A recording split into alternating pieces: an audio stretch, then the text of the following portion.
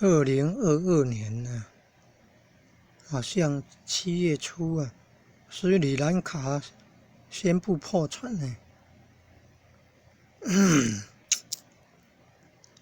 他本来靠那个茶叶卖茶叶，还有其他的，那个可能是完美的观念就是要用有机的农作了有机栽培了那就不要用化学肥料，不要化学药物但是用有机肥料生产出来的不如意的产量可能大减了，所以那个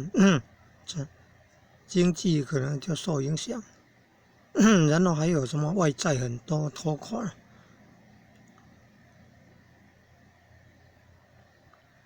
还要再研究了。